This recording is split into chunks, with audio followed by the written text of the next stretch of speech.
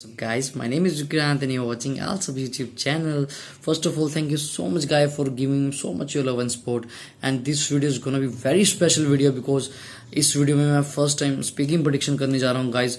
और मैं आपको एक बात कहता हूँ, अगर आप ये वीडियो देख लोगे ना तो आपकी स्पीकिंग में कहीं भी दिक्कत नहीं आएगी। आप इजीली 6+ बैंड्स, अगर आपकी स्पीकिंग इतनी सही नहीं है फिर भी आप 6+ बैंड अचीव कर पाओगे। Trust me guys, and if you are very good in speaking, trust me, you are not getting less than 7 bands.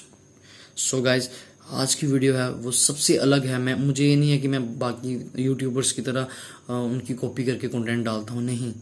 मेरी वीडियो बहुत ही अलग है और बहुत ही जेन्युइन वीडियो है गाइज।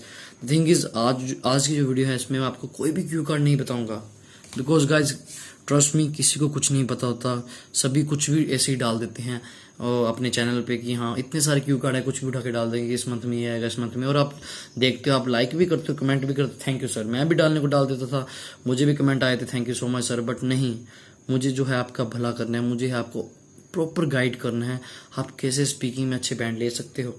तो ये वीडियो आपके लिए है, वीडियो को पूरा देखिएगा guys. And I am very sure अगर आप ये वीडियो देखोगे तो आपका स्पीकिंग एग्जाम क्लियर होगा with good band scores.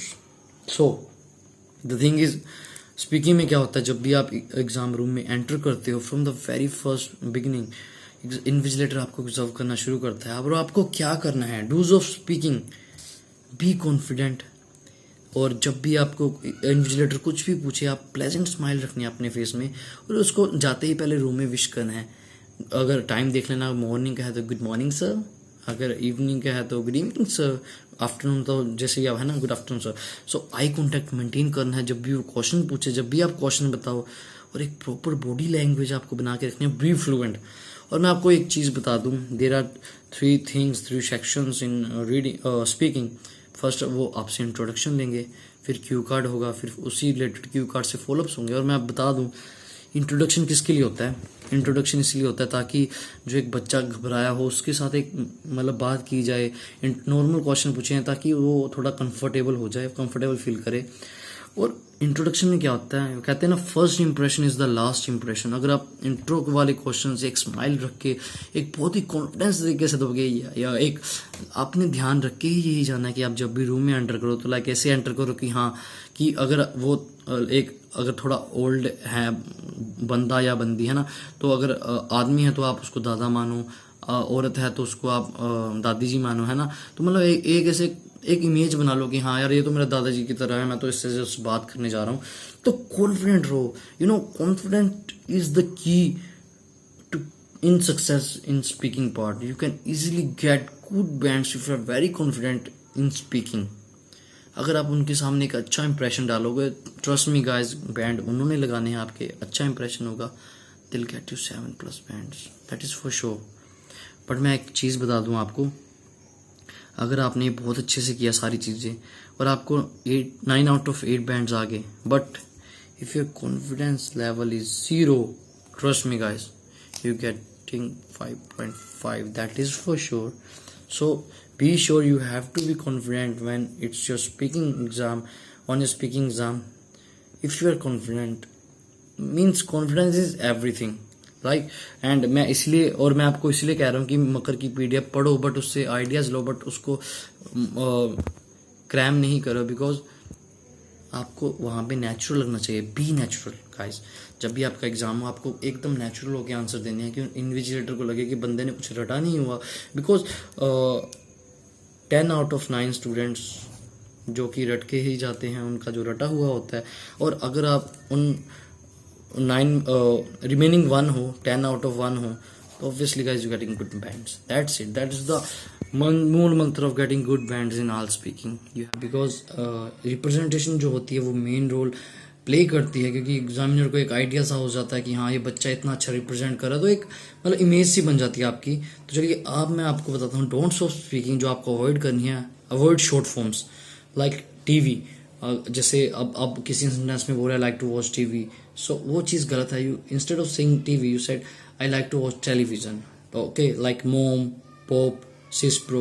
So instead of saying these things you just said brother, sister, mother, okay.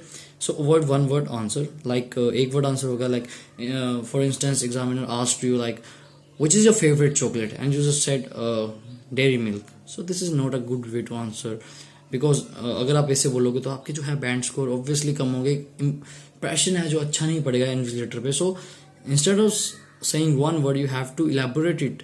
Okay, so next is long pauses. आपको ज़्यादा देर तक रुकना नहीं है. Normal pause like for 1 second is okay but not more than it. Okay, so repetition हमेशा avoid करनी है आपको.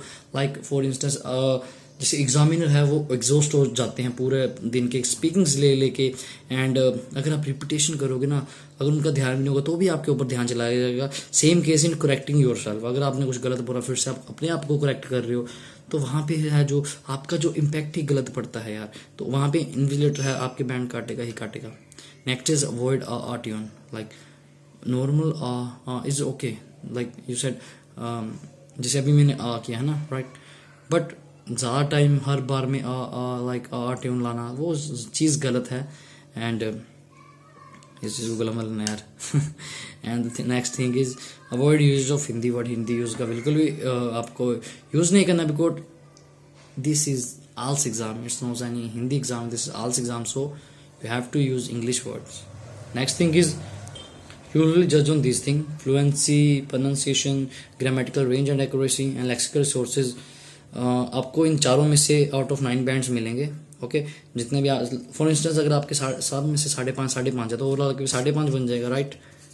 But if you have very confident at that time, अगर आपका लेवल कॉन्फिडेंस लेवल अच्छा है तो यहाँ पे मैंने पहले भी लिखा हुआ था, you get easily 6+ bands, not less than 6 but 6+ bands, और जो कि आपकी रिक्वायरमेंट है ही 6 की एकेडमिक्स वालों की. सो ये चीज़ें हैं. अगर आप ये चीज़ों को ध्यान में रखोगे, जो भी मैंने इस वीडियो में बताई, ध्यान से एक एक चीज़ करोगे तो आपके कोई भी नहीं रोक सकता. आपको किसी वीडियो को देखने की ज़रूरत ही नहीं पड़ेगी, प्रेडिक्शन वीडियो स्पेशली. ये चीज़ें आप इम्प्लीमेंट करिए. I am damn sure you can easily get good bands. अगर आपकी स्पीकिंग अच्छी है, फ्लुएंसी अच्छी है, और ये चीज़ों का आप ध्यान रखोगे, trust me guys, you don't need anything, you don't need any prediction. कि आप खुद सियाने हो यार, खुद बहुत ही एजुकेटेड हो, आप खुद सोचो यार, प्रेडिक्शन कहाँ से लाते हैं, कुछ भी नहीं होता. ये जो सभी फेक होता है. स्पीकिंग प्रेडिक्शन कौन करता है यार? मकर की पीडिया पढ़ो, उसमें आइडियाज़ लो, अपनी नॉर्मल आइडियाज़ बोलो, जो भी आपके जेन्युइन आइडियाज़. इन्विजिलेटर उनका काम ही यही है, वो देखते ही बंदे को पहचान लेते हैं. और अगर आप नेचुरली अपने डिफरेंट आइडियाज़, यूनिक आइडियाज़ बोलोगे तो ऑब्वियसली आपका इंप्रेशन अच्छा बढ़ेगा, you get good band score. Confident रहना और नेचुरल रहना, ये 2 चीज़ें कभी मत भूलना guys. These 2 things are really vital in IELTS. So I hope you guys like this video. If you like this video, don't forget to subscribe my channel. Thank you so much guys.